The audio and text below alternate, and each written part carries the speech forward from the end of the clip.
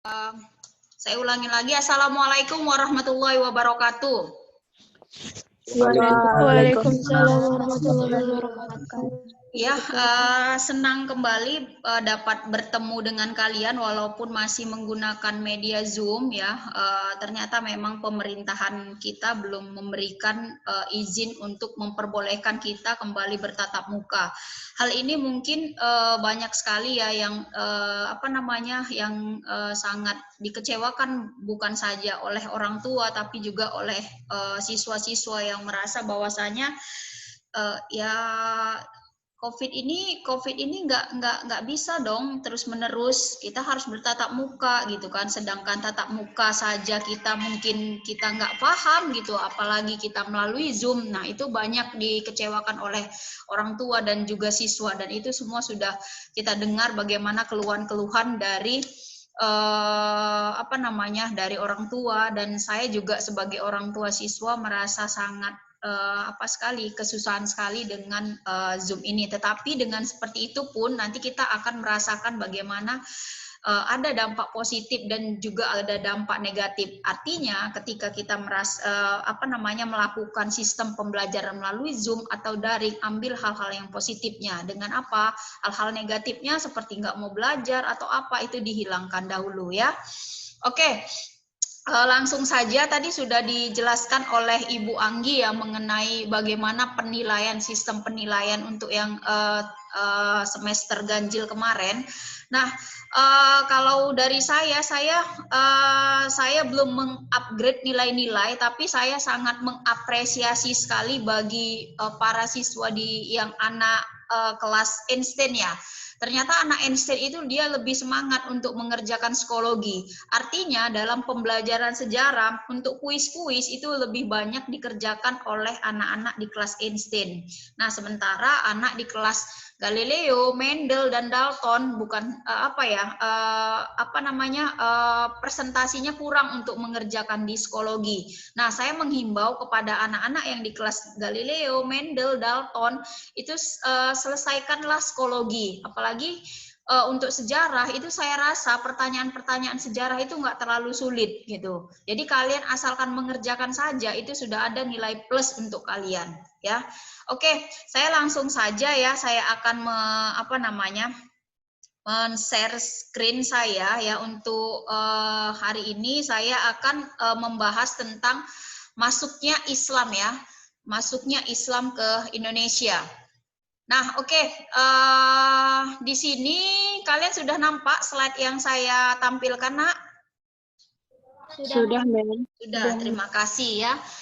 Terima kasih. Jadi hari ini ya, minggu ini kita akan membahas bagaimana ya Islamisasi dan silang budaya di Indonesia. Nah, artinya proses Islam itu nanti akan muncul di sini. Nah, jadi yang kita pelajari dalam materi ini adalah kita membahas tentang bagaimana agama Islam itu bisa masuk ke Indonesia tanpa menghilangkan ya bagaimana fungsi dan manfaat dan berkembangnya agama Hindu-Buddha. Jadi ketika Islam masuk ke Indonesia bukan berarti agama Hindu dan Buddha itu hilang, lenyap, enggak, tetapi mulai memudar dia. Mulai memudar, peranannya tergantikan oleh masuknya Islam. Nah, jadi ini adalah pembelajaran kita di semester genap. Nah, apa saja indikator pembelajaran yang harus kita capai pada hari ini adalah ya, yang pertama itu kita akan mengetahui bagaimana proses masuknya agama Islam ke Indonesia ya.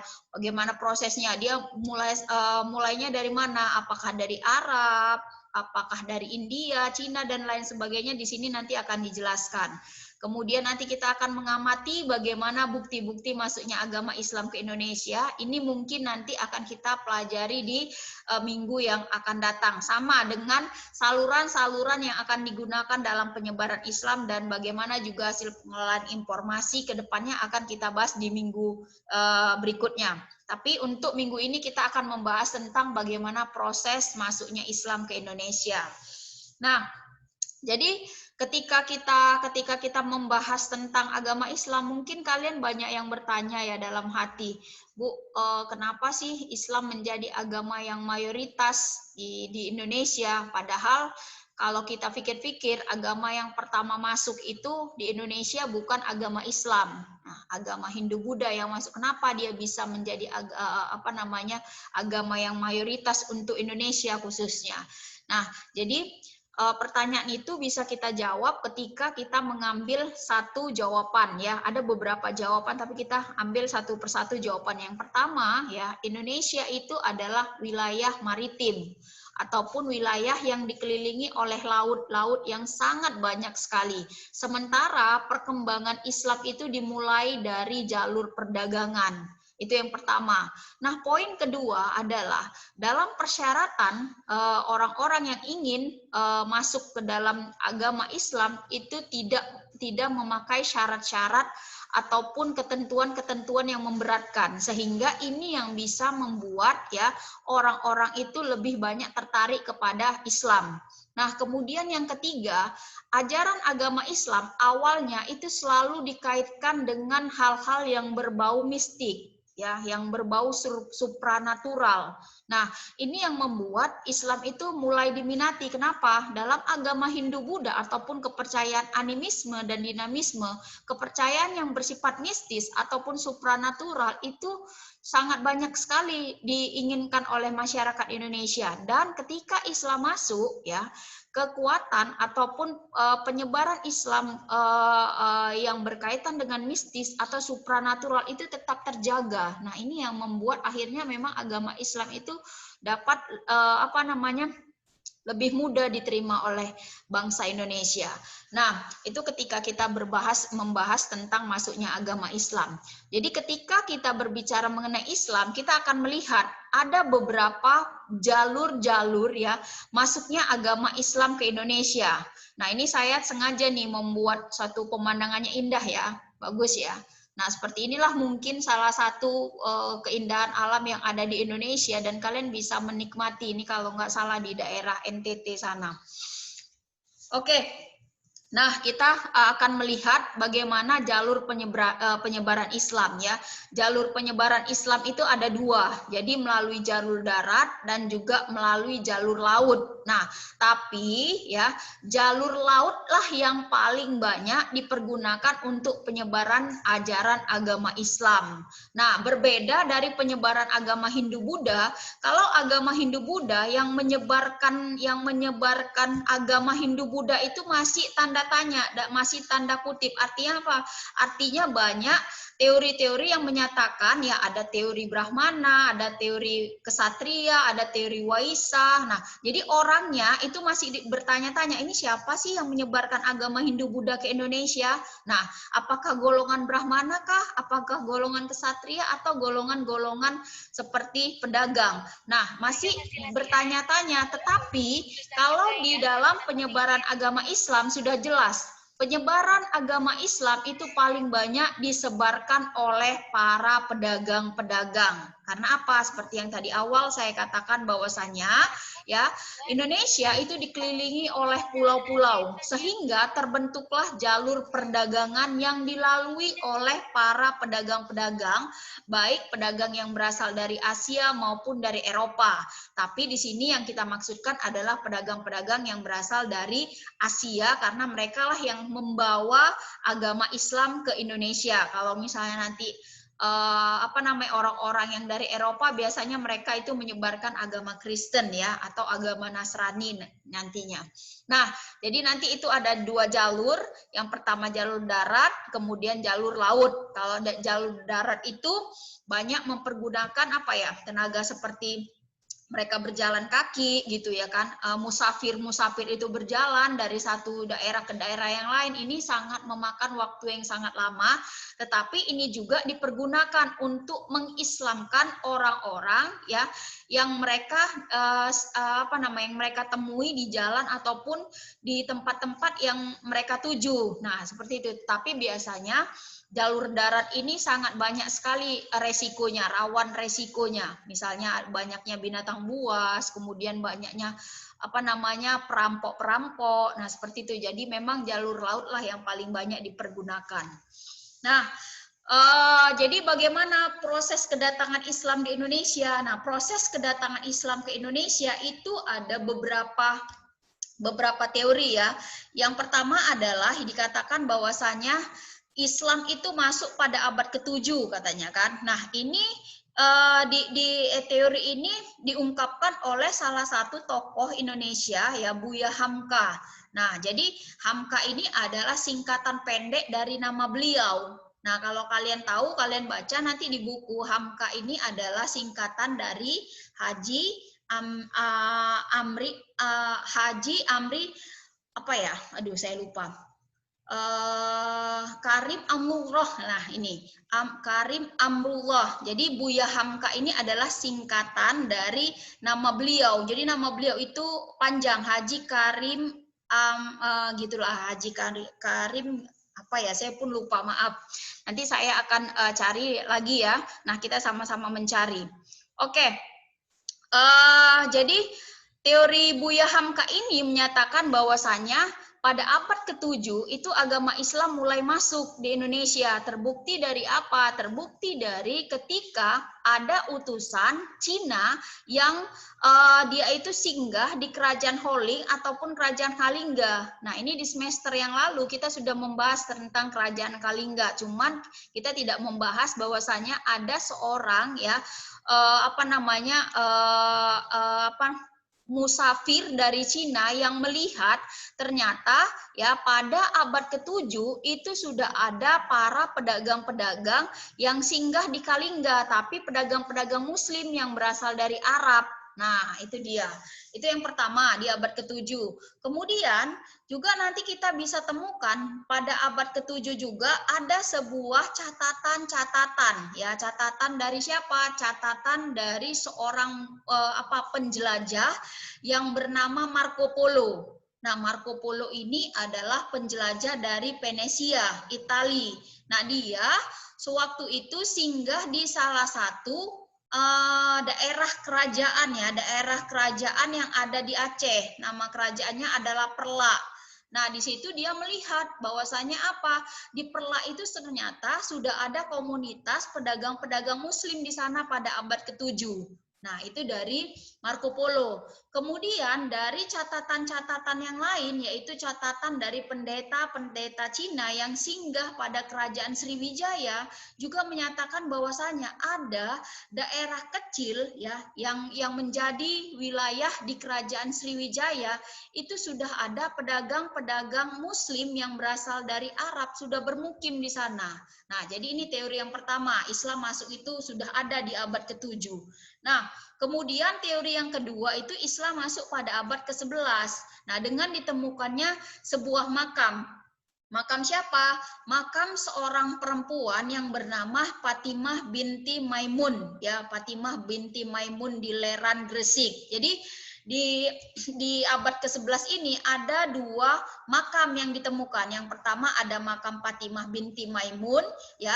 Nanti makam satu lagi adalah makam yang ditemukan adalah makam milik dari salah satu sunan yang ada di tanah Jawa. Nah, jadi sunan tersebut atau wali tersebut dijuluki sebagai Sunan Maghribi, ya, Maghribi. Jadi atau Maulana Malik Ibrahim, nanti itu ada juga makamnya di Leran, tetapi bukan di Gresik, tetapi bukan di Lerannya. Nah, jadi makam ini berangka tahun ya abad ke-11. Nah, ditemukan juga dalam bentuk tulisan-tulisan Arab. Fatimah binti Maimun ini adalah seorang perempuan yang mengikuti ya suaminya dan akhirnya menetap di Leran untuk mengajarkan ngaji. Ya, untuk mengajarkan agama kepada masyarakat di sekitar Leran, Gresik, dan akhirnya beliau meninggal dan dikebumikan di sana, lalu nisannya ditemukan. Nah, nisan ini berangkat tahun pada abad ke-11. Artinya pada abad ke-11 itu ternyata memang sudah ada Islam di mana? Di Jawa. Kemudian yang terakhir itu adalah Islam masuk ke Indonesia itu mulai dari abad ke-13. Nah, jadi abad ke-13 juga itu menyatakan bahwasanya si NG Chrome yang paling kuat ini ya. Si NG Chrome itu juga pernah menyatakan singgah juga di Perlak. Nah, mungkin ini kelanjutan dari catatan si Marco Polo tadi. Kenapa? Marco Polo menyatakan bahwasanya pada abad ke-7 sudah ada pedagang Islam dan sudah mulai berkembang pesat ya. Islam itu di kerajaan Perlak pada abad ke-13. Seperti itu ya. Ini adalah foto-foto dari ini ya bagian-bagian poin-poin ini. Ini tadi Buya Hamka, kemudian ini ada makam dari Siti Fatimah binti Maimun, kemudian yang ini tadi adalah seorang penjelajah yang bernama Marco Polo. Nah, ini dia. Oke, jadi ada 3 ya, abad ke-7, abad 11 dan abad ke-13. Pertanyaannya, jadi Bu, yang sebenarnya Islam itu masuk pada abad seberapa sih Bu? Nah, jadi Islam itu masuk memang pada abad ke-7, diperkenalkan oleh para pedagang-pedagang muslim. Namun berkembang pesatnya itu nanti di abad ke-13, di mana seluruh wilayah yang ada di Indonesia, wilayah yang ada di Nusantara, hampir semuanya sudah terjamah oleh pengaruh Islam ini. Jadi abad ke-7 memang iya karena apa? Sudah ada ditemukan bukti-bukti bahwasanya Islam sudah ada di sana. Nah, seperti itu. Nah, kemudian kita juga bisa melihat masuknya Islam ke Nusantara itu ada beberapa teori-teori. Nah, seperti teori yang dikatakan ketika agama Hindu-Buddha masuk, ada teori Hindu-Buddha ya kan, ada teori Brahmana, kemudian teori Kesatria, kemudian ada teori Waisa dan teori Sudra. Nah, kalau di Islam itu ada teori Gujarat. Nah, teori Gujarat ini adalah teori yang menyatakan bahwasanya Islam masuk dari Gujarat, India. Gujarat ini mana? Gujarat ini adalah sebuah daerah kecil di India, di mana ya penduduk di Gujarat ini mata pencariannya adalah membuat batu nisan. Jadi kalau kita mau mengetahui tentang masuknya Islam ke Indonesia, itu kita lihat aja batu nisan dari misalnya Syekh apa gitu ya kan, yang kita sekarang masih ada makam-makam tua, kita bisa tahu. Nah, ini nisannya ini terbuat dari daerah mana ya? Nah, kalau misalnya dia nisannya berlanggam ataupun bercorak Gujarat, yang mana mereka punya langgam sendiri ataupun punya corak sendiri, artinya apa? Oh, artinya ya orang-orang Gujarat itu sudah sudah menyebarkan Islamnya sampai ke Indonesia.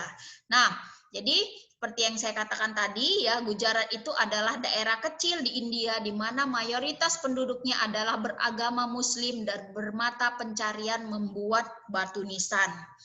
Kemudian ada teori Persia.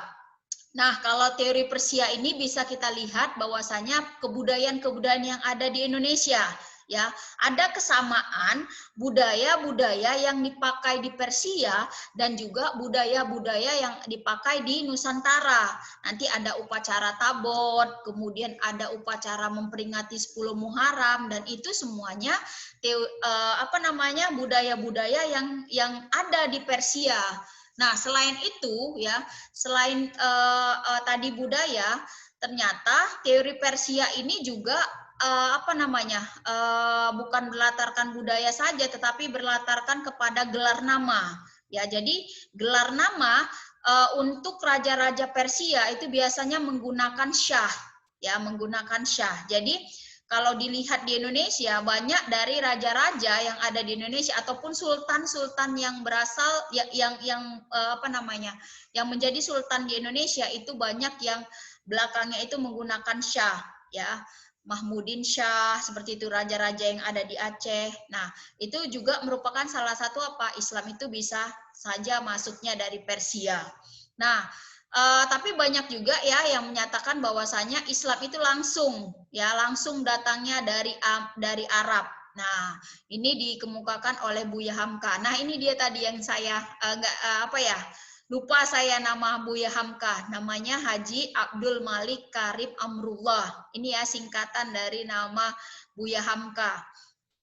Ya. Nah, jadi Buya Hamka ini menyatakan bahwasanya Islam itu langsung dari Arab, datangnya dari Arab biasa, gitu kan, pedagang-pedagang Arab, kemudian mereka nanti singgah ke Indonesia dan menyebarkan agama Islamnya. Terbukti dari apa ya? Penggunaan bahasa Arab itu banyak dipergunakan di Indonesia. Nah, yang terakhir itu adalah teori Cina. Nah, kenapa teori Cina itu akhirnya juga muncul ketika masuknya agama Islam ke Indonesia? Ternyata ya salah satu wali yang ada di Jawa yang bernama Raden Patah nanti ya kan. Nah, Raden Patah itu merupakan dari keturunan dari Cina. Jadi ibunya itu adalah berasal dari Champa. Nah, artinya Cina juga ya, daerah Cina juga punya peranan yang sangat penting dalam memasukkan pengaruh Islamnya. Jadi ada 4 ya, ada 4 negara ataupun daerah yang masyarakatnya itu menyebarkan Islam ke Indonesia, mulai dari Gujarat, Persia, Arab, Cina, dan satu lagi saya lupa, satu lagi adalah India, ya India khususnya. Jadi bukan hanya Gujarat tapi India. Nah, oke. Berikutnya ini adalah bagaimana peta persebaran agama Islam itu akhirnya dia masuk ke wilayah-wilayah Indonesia. Nah, dia mulai melakukan persebaran. Nah, kenapa wilayah-wilayah Islam orang-orang pedagang-pedagang Islam ini mulai menanamkan pengaruh Islamnya ke seluruh wilayah di Asia, karena itu tadi mereka sekalian berdagang, sekalian menyebarkan agama, karena memang pedagang-pedagang itu ya selain mereka berdagang, mereka juga menyebarkan agama Islam. Nah, kalian lihat ini dari Persia, nanti dia bisa ya langsung nanti dia ke Indonesia. Kemudian ini ada Arab, Madinah, Mekah yang juga nanti akan singgah dia ke wilayah Indonesia juga. Kemudian Punjab ini daerah yang ada di India seperti yang saya katakan, juga melakukan penyebarannya ke Indonesia, Gujarat ya kan, bahkan Birma ya atau Burma yang mayoritas agama di sana itu adalah Buddha, itu juga punya peranan juga ya dalam menanamkan pengaruh Islamnya di Indonesia. Nah, ini Cina juga kita bisa lihat. Nah, jadi negara-negara yang ada di dunia, yang ada di Asia ini mempunyai peranan dalam penyebaran agama Islam. Nah, ini petanya. Nah, kemudian jadi di sini katanya menurut Tom Piers. Nah, ini Tom Piers. Ini saya apakan mungkin kalian nggak nampak.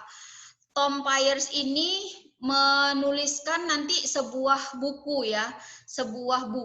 yang isi dari buku tersebut menceritakan bagaimana para pedagang-pedagang yang berasal dari Asia, pedagang-pedagang Muslim yang ada di Asia itu sudah banyak sekali. Mereka itu melakukan kegiatan perdagangan, di mana di sekitaran Pulau Sumatera dan Pulau Jawa pada abad ke-7. Dan ini sangat ramai sekali. Dan itu dituliskan oleh Tom Piers di dalam bukunya. Ya, kemudian katanya di sini pedagang-pedagang asing ya yang beragama Islam itu tinggal pasti mereka akan tinggal di dekat daerah-daerah pantai dan yang disebut dengan Pekojan dia. Pekojan itu sebutan sebagai satu kota di mana dihuni oleh para pedagang-pedagang asing Cina biasanya. Nah, dan mereka terakhir banyak jumlahnya langsung tinggal di wilayah Indonesia. Nah, jadi nanti ini kalian bisa lihat ya bagaimana kerajaan-kerajaan Islam di Nusantara mulai dari daerah pesisir. Kita lihat nanti kerajaan yang pertama ya Kerajaan Perlak, kemudian Samudra Pasai juga berkembang di sana. Nah, ini seperti yang saya katakan tadi adalah peta persebaran dari Asia ke Indonesia. Di sini nanti kalian lihat bisa peta persebaran Islamnya di Indonesia. Nah, jadi nanti memang yang paling banyak itu kita lihat di sini ya, di daerah Sumatera. Nah, ini ada kampung halamannya di Barus. Nah, Barus ini dikatakan sebagai pusat peradaban Islam juga. Jadi jauh sebelum adanya Samudra Pasai, sebelum ada kerajaan Aceh, di Barus ini sudah ada sebuah kerajaan ini juga pada abad ke-7. ya, pada abad ke-7.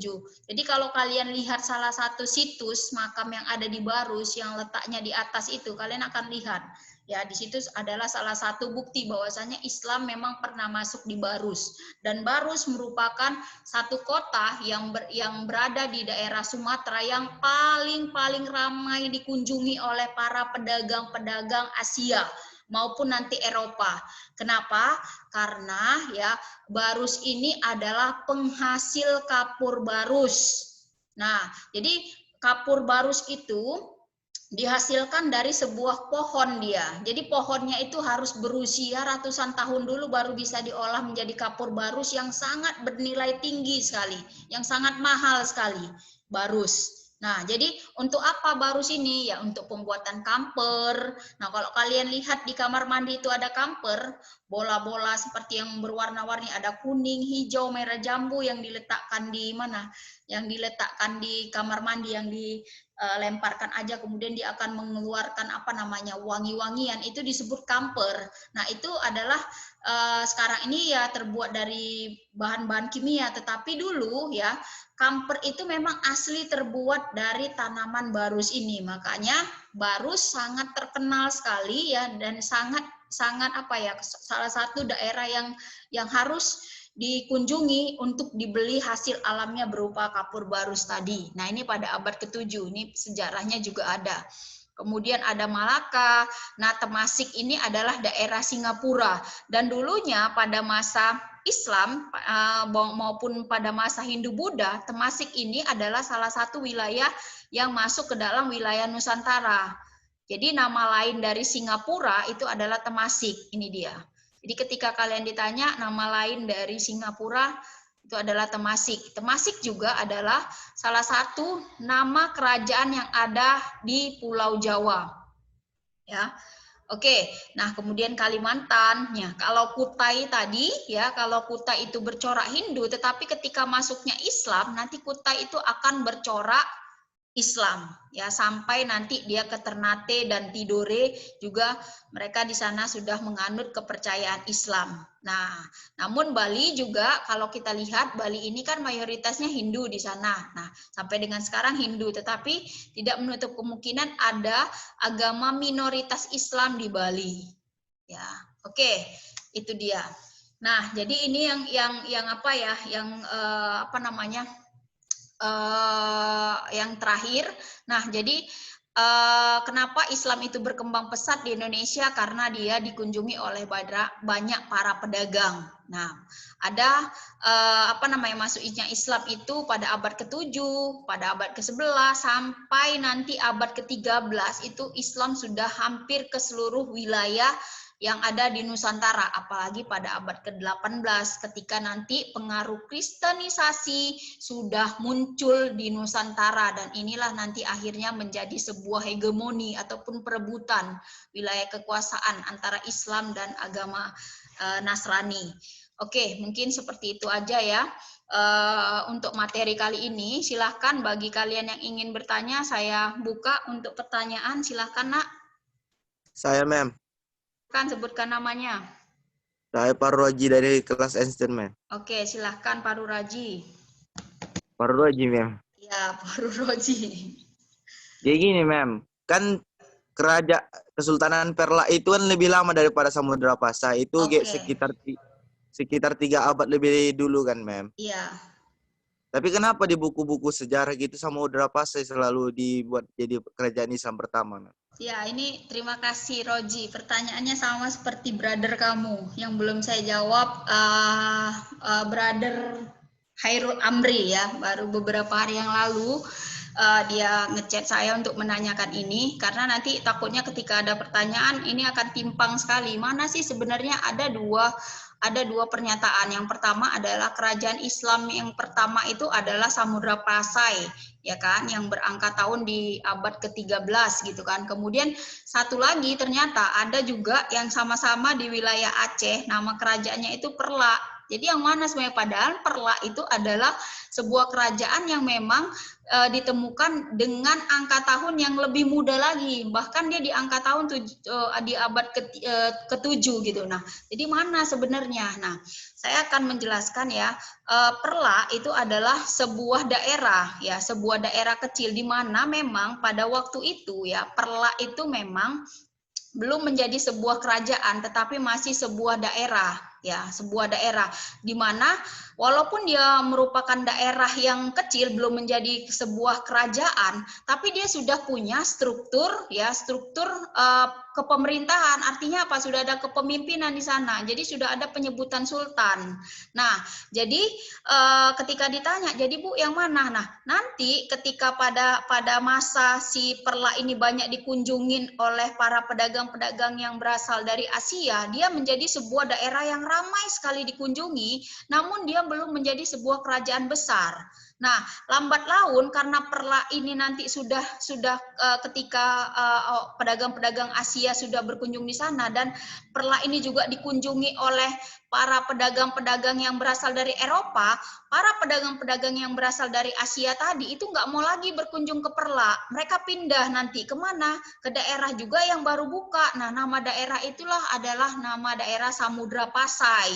Nah, jadi karena banyak dikunjungi oleh para pedagang-pedagang Asia, akhirnya membuat kerajaan Samudra Pasai ini berkembang, daerahnya berkembang dan berkembang menjadi sebuah kerajaan. Dan nanti ya kerajaan Perla atau daerah Perla ini itu akan dikuasai, akan diinvasi. Dalam artian invasinya dalam kata apa? Dalam tanda kutip ada perkawinan politik ya antara penguasa di Perla dengan kerajaan di Samudra Pasai.